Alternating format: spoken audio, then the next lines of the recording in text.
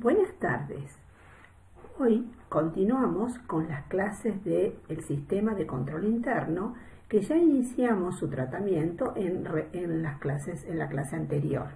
En la clase anterior vimos lo que era la realidad y los fenómenos que estaban ocurriendo actualmente en nuestras realidades de país, de provincia y que afectaban a las empresas, tales como el fraude, el lavado de activos, el financiamiento del terrorismo, e inclusive hicimos mención a un entorno altamente variable en el cual se desenvuelven las empresas. Bueno, ahora vamos a retomar el tema de control interno. Entonces vamos a ver en particular,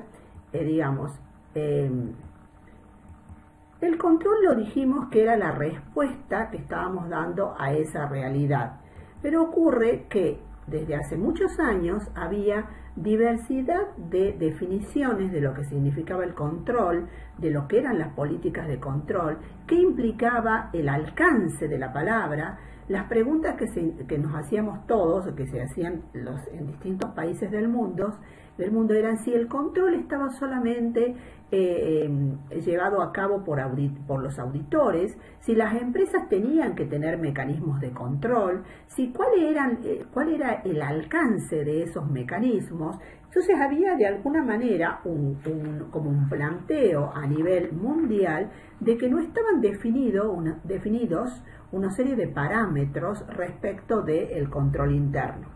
Es así que en distintos países del mundo se empiezan a hacer estos cuestionamientos y a buscar las respuestas, tales como Inglaterra, Canadá, Francia, y en los Estados Unidos en el año 1985 se conforma la Comisión Treadway. La Comisión Treadway justamente tenía que hacer este proceso de investigación, de análisis, para definir un marco de control interno para ser aplicado en ese país y en otros países que adhieran a ese marco de control interno. Esta Comisión Treadway se conformó en ese año, en el año 1985, con 5 instituciones y organismos de los Estados Unidos: la Asociación Americana de Contadores, el Instituto de Auditores Internos, el Instituto Americano de Contadores Públicos Autorizados, el Instituto de Ejecutivos Financieros y el Instituto de Contadores Gerenciales o Ejecutivos Contables, también se le llama. Y la misión de ellos era justamente hacer este proceso de análisis, de investigación, para definir un marco para el control interno.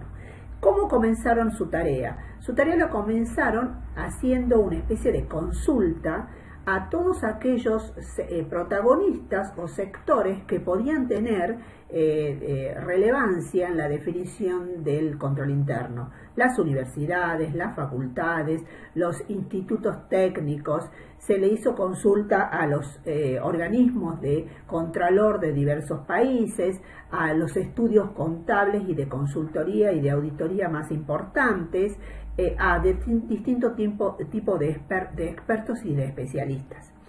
Este trabajo duró desde el año 1985 hasta el año 1992, y en el año 1992 surge el informe del marco integrado de control interno, que se le denomina informe COSO.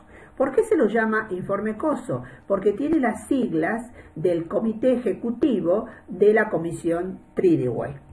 Este informe lo redacta en esa instancia uno de los principales estudios de consultoría y de auditoría que había en el mundo, que era Coopers & Lybrand. Ellos son los que redactan este informe, que se lo conoce como el informe COSO 1 del año 1992. Ahora vamos a ver un poquito de historia. Resulta que luego empieza a ponerse en marcha el marco integrado de control del primer informe, y se empieza a notar que en realidad había una serie de aspectos que no habían sido contemplados en ese primer marco integral, que tienen que ver con los riesgos. ¿Por qué? Porque se empieza a ver que las empresas todas tienen que determinan o definen objetivos para ser cumplidos en la vida de esas propias empresas. Objetivos de rentabilidad, objetivos de rendimiento, de fortalecimiento en el mercado, de crecimiento. Esos eran los objetivos, y esos objetivos de alguna manera estaban impedidos de ser cumplidos en la medida de que aparecían los riesgos. Entonces, bueno, las empresas se veían necesitadas de definir cómo hago para enfrentar esos riesgos. Entonces surge en el año 2004 un segundo informe, el COSO 2 o COSO IRM, que trabaja sobre el tema del riesgo. Ahí se determina un modelo para poder identificar riesgos, definirlos, medirlos y saber cómo gestionarlos, o sea, cómo enfrentar esos riesgos para que las empresas puedan cumplir con sus objetivos. En el año 2006 surge un tercer informe llamado el COSO Small, porque en realidad cuando se pone en marcha el primer informe, que era de cumplimiento obligatorio para todas aquellas empresas que cotizaban en bolsa, tengan presente que en los Estados Unidos las pequeñas pymes, empresas, son empresas que cotizan en bolsa, no es la realidad de nuestro país. Entonces, esas empresas estaban obligadas a cumplir con el marco de control del informe COSO del año 1992. Y resulta que les surgieron una serie de dificultades. La primera dificultad era el costo de poner en marcha ese modelo de control. La segunda dificultad era que ese modelo de control era altamente complejo. Entonces, ante estas dificultades y dado que era un marco normativo de cumplimiento obligatorio, la Comisión Tribune elabora lo que se denomina el COSO para las pequeñas y medianas empresas, que en realidad es como un informe de menos grado de complejidad, es como que se lo simplificó en términos de la instrumentación o la implementación del modelo de control interno a nivel de las empresas. Bueno, luego, dado que los modelos de control interno tienen que ser actualizados, renovados, porque surgen nuevas formas de hacer negocios, tengan en cuenta que en el año 1992 no era la misma tecnología y el acceso en las comunicaciones que nos dio Internet, entonces este marco debía ser de alguna manera actualizado, renovado, puesto a punto, y eso se hace. La comisión lo vuelve a hacer en el año 2013, lo que sale con lo que se denomina el informe COSO 3, que es un informe donde se hace una actualización, una renovación del marco integrado del año 1992 y además integra todo lo que se había definido respecto a los riesgos y a la evaluación de esos riesgos. Entonces esto se lo hace en el año 2013 y surge el informe COSO 3. Luego, a partir de hace 3 años, se empieza a trabajar en una actualización de los objetivos del control interno, en realidad se los precisa de mejor manera, y con respecto a los componentes del control, y surge un informe que es el informe del año 2017. Ahora, ¿por qué razón necesitamos estar permanentemente haciendo este proceso de revisión y de actualización? Y es porque en realidad el modelo de control interno tiene que responder a las realidades que viven las empresas, que viven las entidades, que viven las organizaciones, y a las realidades de los países en donde esas empresas se desenvuelven. O sea, nuevas formas de hacer negocio, nuevas realidades, crecimiento de la tecnología e incluso la aparición de nuevos tipos de delitos y de fraudes. La razón de eso es que se trabaja con una actualización permanente. El modelo del informe COSO, el modelo de control interno del informe COSO, pasó a ser de cumplimiento obligatorio a la mayor parte de los países del mundo. Incluso es de cumplimiento obligatorio también para la Argentina. Entonces, en ese sentido, digamos así, surgieron una serie de organismos que son los que de alguna manera van controlando o viendo que el modelo de control interno se lleve a cabo en las distintas empresas, organismos y entidades. En el caso de la Argentina, digamos así puntualmente, tenemos distintos organismos de contralor que tienen la obligación de ponerlo en marcha en sus propias organizaciones y también la obligación de solicitar que se implemente en las empresas que están bajo su control. Vamos a dar ejemplos. Por ejemplo, el Banco Central de la República Argentina tiene como obligación el cumplimiento del modelo de control interno del informe COSO. Textualmente lo dicen sus normas, pero además obliga al cumplimiento de este marco de control a todos los bancos, a todas las casas de cambio, a todas las entidades financieras que están bajo su tutela y control. Después tenemos dos organismos que son los organismos de control interno del Estado. Uno es la SIGEN y el otro organismo es la Auditoría General de la Nación. La SIGEN depende del Poder Ejecutivo, o sea, de Presidencia de la Nación, y la Auditoría General de la Nación depende del Congreso Nacional. Ambos organismos, a partir de la Ley 24.156, tienen la obligación de llevar adelante el marco de control interno del informe COSO y además de pedirlo como una exigencia para todos los organismos que dependen de su tutelaje y de su control. Llámese organismos del Estado, nacional, provincial, municipal, entes autárquicos e incluso también las universidades nacionales tenemos la obligación de llevar adelante el modelo de control del informe COSO. Y estos organismos son los que realmente verifican que el modelo de control interno se esté llevando a cabo. Y esto ocurre porque todo organismo, entidad que tome parte o utilice una parte del presupuesto público nacional, tiene que estar ese presupuesto gestionado, llevado a cabo, cumplido en el marco de control de este informe. También tenemos otros organismos como la Superintendencia de Compañías de Seguro, que el alcance es para todas las compañías de seguro. La Superintendencia de Seguros de la Nación se llama el organismo en realidad. La Comisión Nacional de Valores, que es la que regula a todas las empresas que cotizan en bolsa. Y el último organismo en incorporarse fue la UIF, la Unidad de Información Financiera, a partir de la Ley 25.246. Y cuando la UIF, que ya dijimos que es el organismo que trabaja en la prevención y de lo que es lavado y financiamiento del terrorismo, obligó a una serie de empresas a cumplir con el modelo de control interno del informe COSO. Entonces, lo que quiere decir es que en realidad este modelo de control interno que está en este informe ha surgido primero para mejorar el control interno a nivel internacional, luego porque era una necesidad requerida por todas las organizaciones profesionales de contadores, controllers, auditores internos y externos, y sobre todo por los organismos del Estado, los organismos públicos.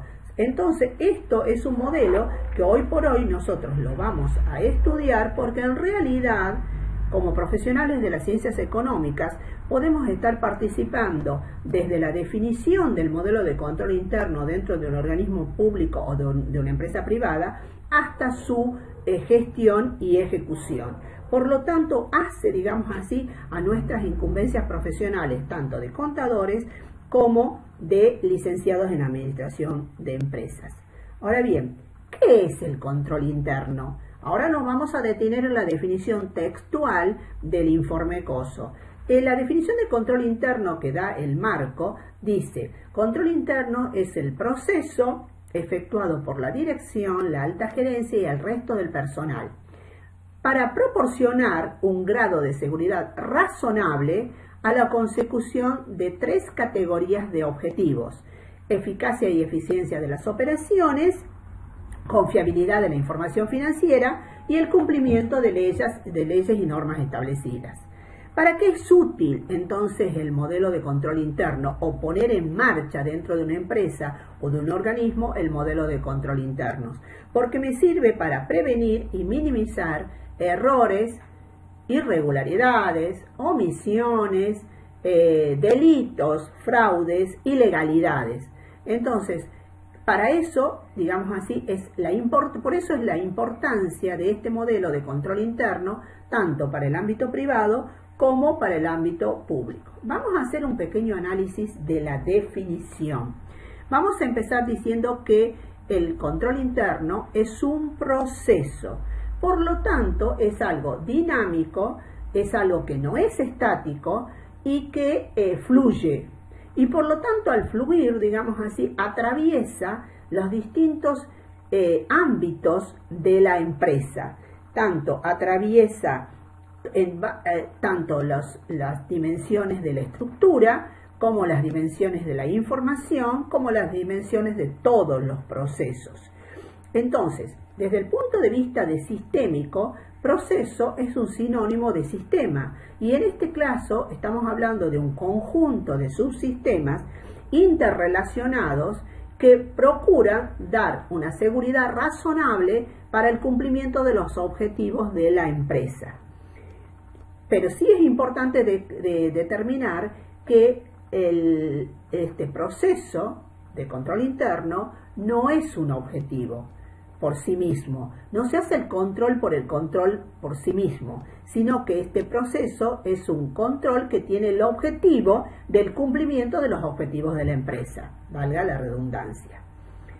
Esa es la primera definición de lo que significa el control interno. La segunda es que esto es efectuado por todas las personas que participan o son protagonistas en una empresa, en una entidad o en una organización. No lo llevan a cabo las herramientas tecnológicas, no las llevan a cabo los recursos de infraestructura. Al proceso de control interno lo llevan a cabo las personas. ¿Qué personas? Todas las personas que conforman una empresa, una entidad o una organización. Estamos hablando que desde el presidente de un directorio hasta el sereno que trabaja resguardando, custodiando los almacenes durante un turno nocturno. Desde el personal de maestranza hasta el propietario de la compañía. Todos los niveles, todas las áreas, todas las localizaciones de la empresa están alcanzadas por la participación en el sistema de control interno. Vamos al ejemplo de la facultad. ¿Quiénes son los partícipes o los protagonistas del sistema de control interno en la Facultad de Ciencias Económicas? El decano, los secretarios de gabinete, la vicedecana, el consejo directivo de la facultad, todos los docentes de las diferentes cátedras, no importa si es titular o jefe de trabajo práctico, los ayudantes estudiantiles, todos los alumnos, el personal de maestranza, el personal de seguridad, el personal administrativo y de apoyo. O sea, todos nosotros participamos del proceso de control interno de esta facultad. Ahora, sí es importante tener en cuenta algo. Dado que el proceso de control interno está llevado a cabo por personas, esas personas traen toda su historia, ¿no es cierto?, toda su vida al ser partícipes de este proceso. O sea, las personas traemos historias, conocimientos, habilidades, competencias, experiencias y por lo tanto también aportamos un bagaje importante de subjetividad, porque eso hace a las características propias de la persona. Entonces, todo eso es lo que trae cada persona que protagoniza un proceso de control interno, ¿sí? Entonces, esto es muy importante para lo que vamos a tenerlo en claro, para lo que vamos a ver luego. El tercer elemento de la definición es que el sistema de control interno está pensado para dar un grado de seguridad razonable. ¿Qué significa seguridad razonable? Seguridad razonable significa que no es del 100%, que no es una seguridad absoluta.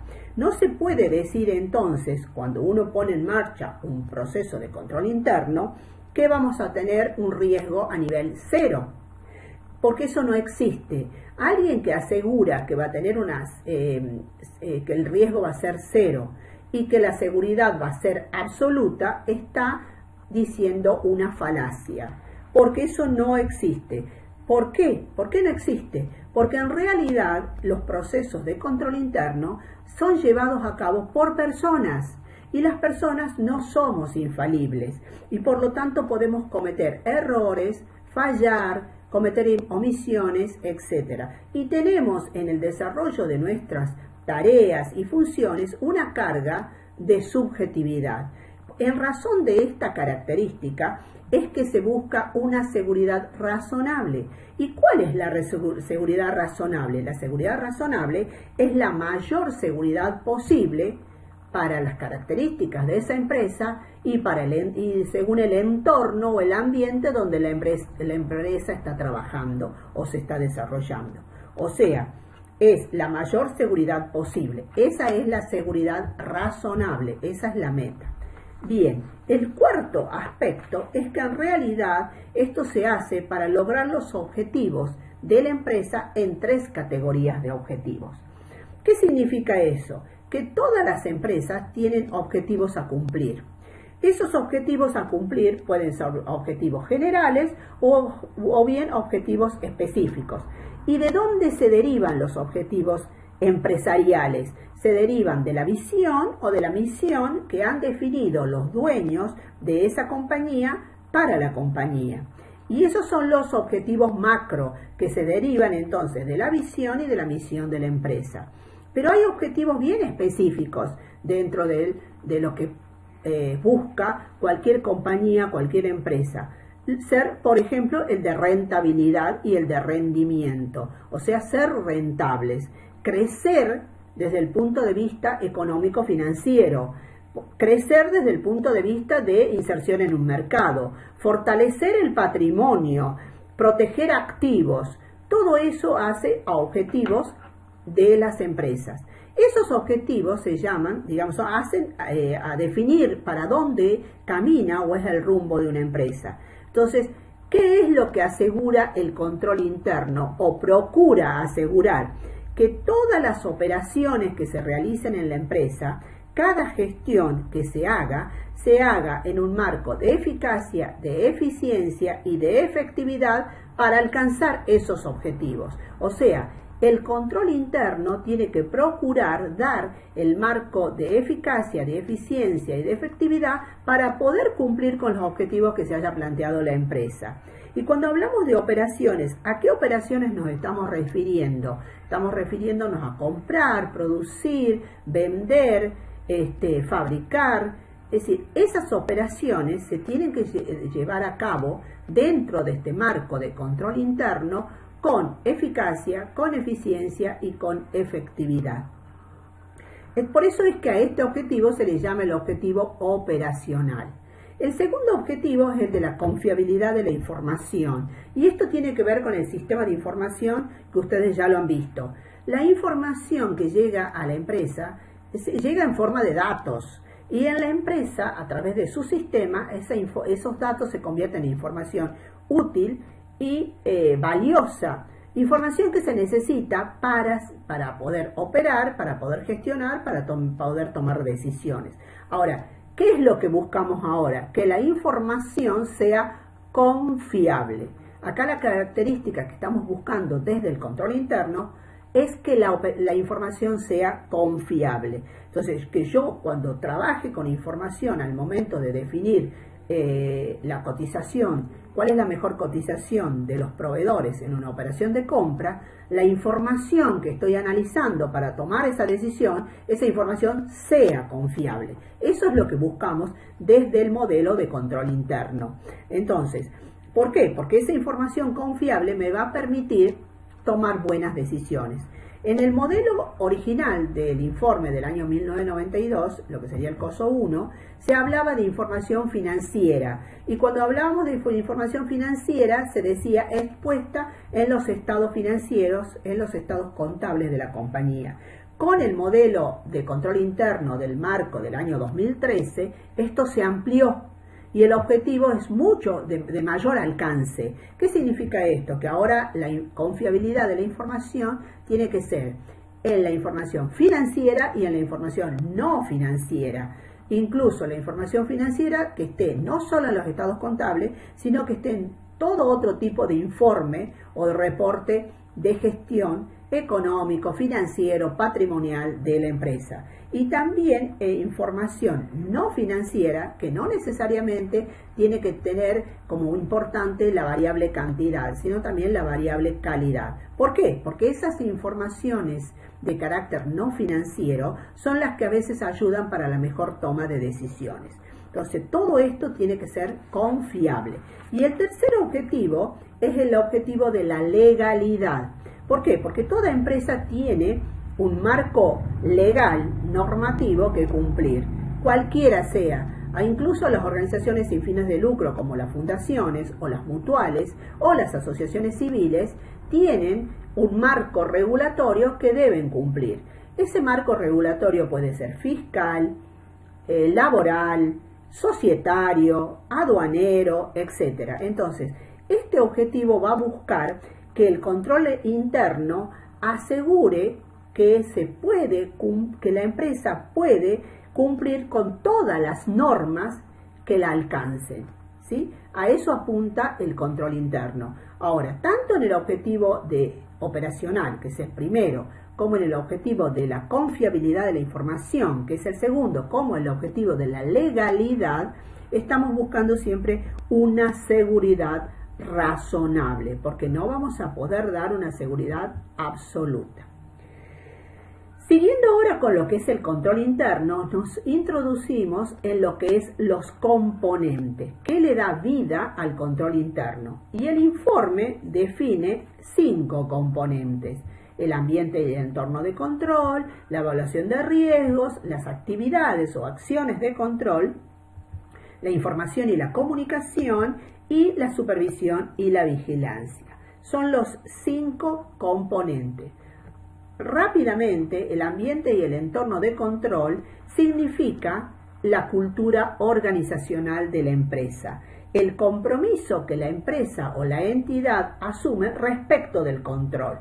Y normalmente es uno de los elementos integrantes del control interno de mayor peso, de mayor importancia. El segundo es la evaluación de riesgos. ¿Por qué? Porque en realidad, si una empresa se propone una serie de objetivos y necesita alcanzarlos, tiene que saber a qué riesgos está expuesta y por lo tanto va a tener que medir y evaluar esos riesgos. Entonces, el segundo componente es la evaluación de riesgos. Tengan en cuenta que los riesgos están presentes en una operación, como puede ser emitir la orden de compra, como en todo un proceso, la adquisición de bienes de cambio, como en una área de la empresa, el departamento compras, o en un sistema mayor, como ser todos los procesos de comercialización. También puede estar presente, digamos así, el riesgo en la propia estructura y en su sistema de decisiones, o sea, a quién delegué y cómo delegué determinadas funciones. Entonces, esos riesgos se tienen que evaluar, medir, para poder hacerle frente desde una gestión de los riesgos. El tercer elemento son las actividades de control, que es la respuesta al riesgo. O sea, cuando uno ha evaluado los riesgos, ya sabe que sabe cómo poder responderle, y ahí se definen las actividades de control. Las actividades de control están presentes en cada uno de los subsistemas del sistema administrativo, y no solamente están presentes las actividades de control en los subsistemas del sistema administrativo, sino también en los recursos, tanto en el recurso tecnológico de infraestructura como principalmente en los recursos humanos. El tercer elemento es la información y la comunicación. ¿Por qué? Porque la materia prima de todo sistema de control interno es la información. La información es lo que fluye por todo el esquema de control que tenga una empresa, una entidad o una organización. Y también hay que saber cómo esa información se comunica, en qué momento, a quiénes, o sea, la oportunidad, a quién está dirigido, los destinatarios, quiénes son las personas que emiten. O sea, todo eso hace el sistema de comunicación. También se define el alcance y las formas de información y de comunicación en términos de control interno. Y el cuarto elemento es el de la supervisión y monitoreo. ¿Qué significa esto? Significa que un sistema de control interno que se pone en marcha en una empresa puede quedar obsoleto. Puede no responder a las nuevas realidades que tiene esa empresa, una nueva unidad de negocio, la comercialización de un nuevo producto, la prestación de un nuevo servicio, la apertura de una nueva sucursal, el cambio del sistema de gestión que tiene en ese momento. Todo eso hace que de pronto el sistema de control interno tenga que ser vigilado y supervisado periódicamente y ajustado. Entonces, la supervisión y la vigilancia permite que el sistema de control interno permanentemente sea evaluado y ajustado. Por eso se le denomina el control del control. Bien, la forma de graficarlo normalmente al control interno es a través de una pirámide, en donde en la base de la pirámide tenemos el ambiente de control. ¿Por qué lo ponemos como base de la pirámide? Porque en realidad la soporta a la pirámide. Y de acuerdo a la amplitud, al alcance de ese ambiente de control, esa pirámide también va a ser más o menos participativa en el resto de la empresa. Por eso es tan importante tenerlo claro en términos de dibujo. Y lo otro es la información y la comunicación. Fíjense que la pirámide indica que ese elemento es de características transversales. La atraviesa a toda la pirámide. O sea que la información y la comunicación es un elemento transversal que atraviesa a todo el modelo de control interno y a todos y cada uno de sus componentes. La otra forma de expresarlo es en una forma tridimensional, que es una gráfica de cubo, en donde vamos a tener en esta gráfica de cubo, que es un cuerpo, una cara donde vamos a tener los objetivos del modelo de control, en otra cara tenemos los componentes del modelo de control y en otra cara tenemos el ámbito. Me voy a detener un poquito en el ámbito. En el ámbito estamos hablando que pueden ser unidades de negocios, actividades o procesos, localizaciones. Vamos a un ejemplo. Por ejemplo, un ingenio puede tener dos unidades de negocio. Una, la producción y comercialización de azúcar. Y la otra unidad de negocio, la producción y comercialización de biocombustibles. Entonces, el modelo de control se pone en marcha en ambas unidades de negocio. Ahí se tienen que poner en marcha los distintos componentes y buscando siempre el cumplimiento de las tres categorías de objetivos. Supongamos actividades dentro de ingenio, puedo yo tener comercialización en el mercado interno o comercialización por medio de exportación o la producción para la propia empresa, como es el caso del Ingenio La Providencia, que es del grupo Arcor. Entonces, esas son las actividades, los procesos. Y por otro lado tenemos también los ámbitos geográficos, sucursales en otras provincias, desarrollo en otros países. Entonces, en cada uno de estos ámbitos, unidades de negocio, actividades de proceso, localizaciones, se lleva a cabo el modelo de control. ¿Y qué significa llevar a cabo el modelo de control? Que se tienen que cumplir esos objetivos y usando los 5 elementos del control. Entonces voy a buscar un adecuado ambiente de control en la fábrica de la Ingenio La Providencia, dentro del grupo Arcor, que está instalada acá en Tucumán, ¿no es cierto?, tratando de cumplir con los objetivos de la empresa Arcor en cada una de estas categorías: operaciones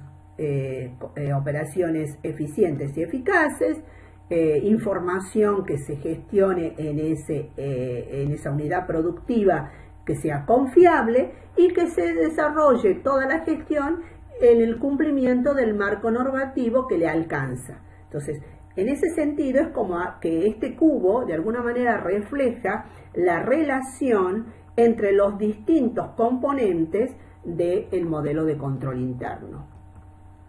Bien, vamos a empezar a desarrollar ahora el primer elemento que yo considero que tal vez sea uno de los más importantes de todos, que es el ambiente de control.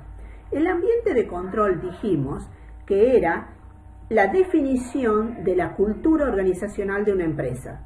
¿Y qué es la cultura organizacional de una empresa? Es la forma de ser de esa empresa. Es lo que se va armando y definiendo a través de toda la historia de esa empresa. La cultura se la va definiendo a través de tiempo, a través de una historia de una compañía, y se la va armando con sus antecedentes y con todo lo que va aconteciendo. Entonces va construyendo la cultura, la forma de ser de la empresa. dentro de esa construcción de la forma de ser, de la cultura de la empresa, lo que más se destacan son los valores en los cuales se sustenta una compañía o una empresa. Ustedes se deben acordar que cuando se define en una compañía su visión, su misión, también se definen los valores empresariales, los valores institucionales, los valores organizacionales de una compañía, de una empresa. A veces están escritos y otras veces se los vive como tal, pero tal vez no estén escritos en ningún documento. Entonces, ese conjunto de valores que tiene una empresa o una organización constituyen también un elemento del ambiente de control. ¿Y esos valores cuáles son?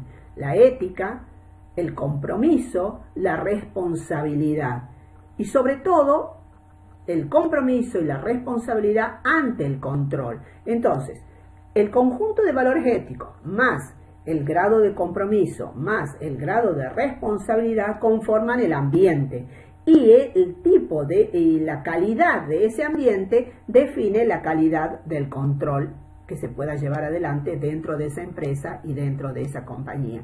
Si yo tengo una dirección de una compañía que no le interesa el control y que no tiene compromiso respecto del control, porque no le interesa controlar sus stock, no le interesa controlar su infraestructura, no le da importancia a la calidad de la información, entonces si desde la dirección tenemos este comportamiento, es muy probable que el resto de la organización siga el comportamiento de esa dirección.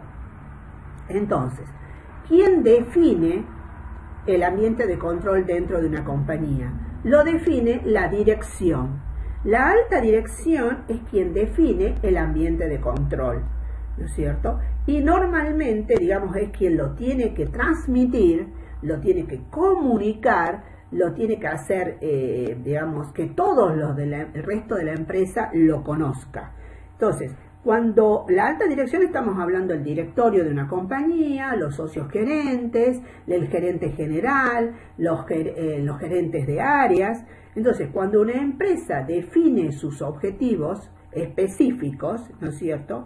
Y cómo va a conseguir esos resultados que está esperando, cómo los va a obtener, digamos, cómo va a cumplir con esos objetivos y define el cómo, está definiendo el ambiente de control. Porque si lo define diciendo que no importa cómo sea, pero los objetivos los vamos a conseguir, no importa cómo lleguemos a esos resultados, y entonces el fin está justificando el medio que se va a utilizar, entonces ahí está definiendo un estilo para el ambiente de control. Cuando una empresa define cómo se van a enfrentar los riesgos y si se lo va a hacer de una manera light para cumplir simplemente con un manual que se ha presentado ante un organismo de contralor y solamente está en palabras y no en hechos concretos, está definiendo el ambiente de control. Eso pasa en muchas compañías que se lo hacen como sí, pero en realidad no hay un compromiso con el control. Entonces, y esto se define en la pirámide organizacional desde la dirección hacia el resto de la empresa. Ejemplo, además, hay que decir una cosa más, no hay dos empresas que sean iguales en su ambiente de control, al contrario, en el ambiente de control es donde más se diferencian una empresa de la otra. Y vamos a dar un pequeño ejemplo. Ustedes saben que la Universidad Nacional de Tucumán está conformada por 13 facultades. De esas 13 facultades, muchísimas veces nosotros, los profesores y mucha gente, y ustedes alumnos, han dicho y han aseverado que la Facultad de Ciencias Económicas es como diferente a las otras facultades en algunos aspectos.